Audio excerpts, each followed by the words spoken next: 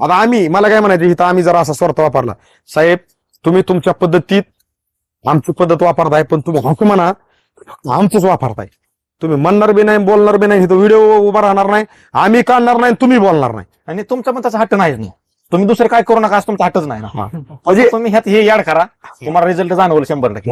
म्हणजे मी तरी एक सांगेन, ज्याला वाटतंय का माझा प्लॉट अतिशय 100% चांगला आहे, त्याने सुद्धा वापरावं. त्यापेक्षा बेटर होणार, चांगला होणार हे माझी guarantee. खरे तुम्ही जी म्हणताय ना, आम्ही प्रत्येक जागेवर हीच मनोगत शेतकऱ्याचं घेताना आम्ही म्हणलं ना, अडचणीतल्या शेतकऱ्यांनी 100% वापरावं. तुमच्यासारखे प्रत्येक शेतकरी अनुभव काय म्हणतात, सगळ्याच शेतकऱ्यांनी सगळ्याच पिकांना वापरावं. हे मी तर दाणेबल घेणार आहे आता. पुढच्या 15 दाणेबल छटणी घेणार म्हणजे मी दाणेबल तुमचा हे चालू करणार आहे दाणेबल पहिल्यापासून. म्हणजे ही एक प्रेरणा कुठनं, आम्ही ह्यांना काय आतून असे पैसे वगैरे सारले नाहीत खिशात, साहेब आता थोडस जाहिरात चालली आमच्या शेतकऱ्यांसाठी बोला, अजिबात नाही. का जे प्रत्येकाचं मनोगत आहे ना, आम्ही तुमच्यापर्यंत पोहोचवण्याचा हाच प्रयत्न आहे की हे मनोगत ऐकून तुम्ही निर्णय घ्या. निर्णय घ्यायला ज्यांनी उशीर लावला, मी म्हणतो तुमच्या आपल्या प्रत्येकाच्या नशिबात आपण जे नशीब म्हणतो ना, नशीब जाऊन बसलंय निर्णयावरती.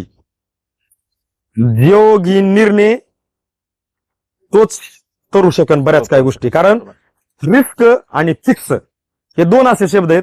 एक आहे रिस्क आणि एक आहे फिक्स. ज्यांनी घेतली रिस्क तो झाला फिक्स, ज्यांनी नाही घेतली रिस्क तो बसला दुसऱ्याचं बघत फिक्स.